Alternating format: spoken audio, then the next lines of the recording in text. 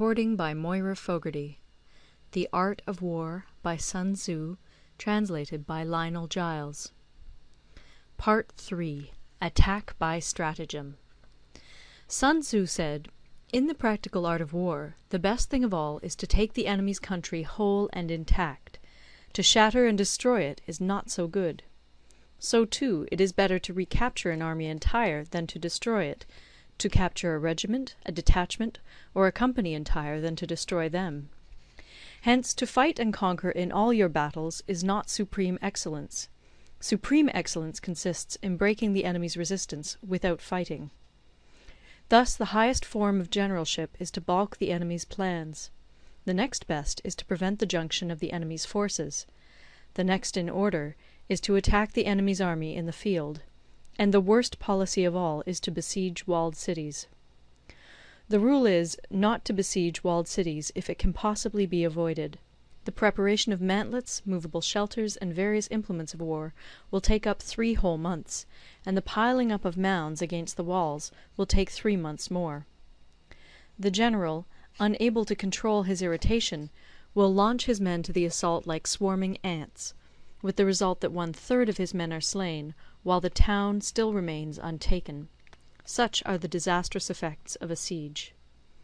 Therefore the skilful leader subdues the enemy's troops without any fighting. He captures their cities without laying siege to them. He overthrows their kingdom without lengthy operations in the field.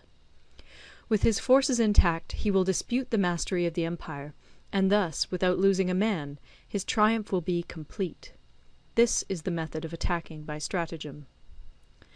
It is the rule in war, if our forces are 10 to the enemy's 1, to surround him; if 5 to 1, to attack him; if twice as numerous, to divide our army into 2.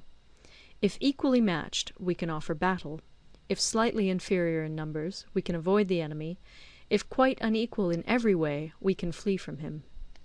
Hence, though an obstinate fight may be made by a small force, in the end it must be captured by the larger force. Now the general is the bulwark of the state. If the bulwark is complete at all points, the state will be strong; if the bulwark is defective, the state will be weak. There are 3 ways in which a ruler can bring misfortune upon his army. 1. By commanding the army to advance or to retreat, being ignorant of the fact that it cannot obey. This is called hobbling the army. 2. By attempting to govern an army in the same way as he administers a kingdom, being ignorant of the conditions which obtain in an army. This causes restlessness in the soldiers' minds. 3. By employing the officers of his army without discrimination through ignorance of the military principle of adaptation to circumstances. This shakes the confidence of the soldiers. But when the army is restless and distrustful, trouble is sure to come from the other feudal princes. This is simply bringing anarchy into the army, and flinging victory away. Thus we may know that there are 5 essentials for victory. 1. He will win who knows when to fight and when not to fight. 2. He will win who knows how to handle both superior and inferior forces. 3. He will win whose army is animated by the same spirit throughout all its ranks. 4. He will win who, prepared himself, waits to take the enemy unprepared. 5.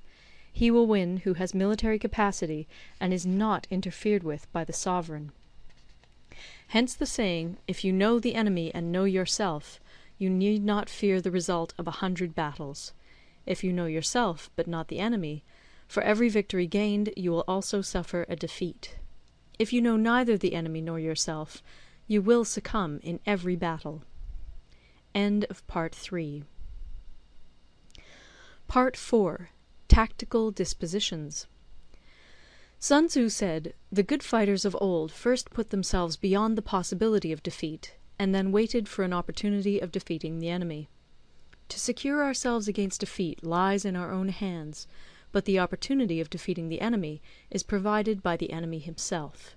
Thus the good fighter is able to secure himself against defeat, but cannot make certain of defeating the enemy. Hence the saying, one may know how to conquer without being able to do it." Security against defeat implies defensive tactics. Ability to defeat the enemy means taking the offensive. Standing on the defensive indicates insufficient strength. attacking a superabundance of strength. The general who is skilled in defence hides in the most secret recesses of the earth.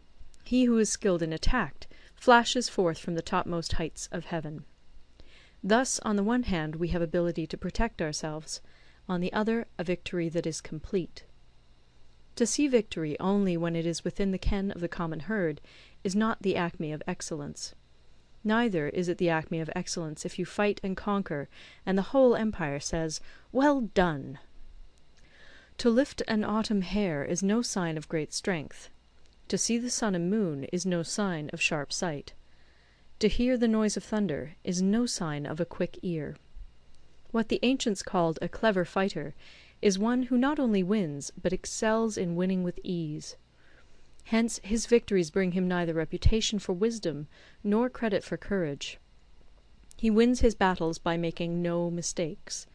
Making no mistakes is what establishes the certainty of victory, for it means conquering an enemy that is already defeated. Hence the skilful fighter puts himself into a position which makes defeat impossible, and does not miss the moment for defeating the enemy. Thus it is that in war the victorious strategist only seeks battle after the victory has been won, whereas he who is destined to defeat first fights and afterwards looks for victory. The consummate leader cultivates the moral law and strictly adheres to method and discipline. Thus it is in his power to control success. In respect of military method we have, firstly, measurement; secondly, estimation of quantity; thirdly, calculation; fourthly, balancing of chances; fifthly, victory. Measurement owes its existence to earth; estimation of quantity to measurement; calculation to estimation of quantity; balancing of chances to calculation; and victory to balancing of chances. A victorious army opposed to a routed one is as a pound's weight placed in the scale against a single grain. The onrush of a conquering force is like the bursting of pent-up waters into a chasm 1,000 fathoms deep. End of Part 4. Recorded in Toronto, Ontario by Moira Fogarty, October 2006.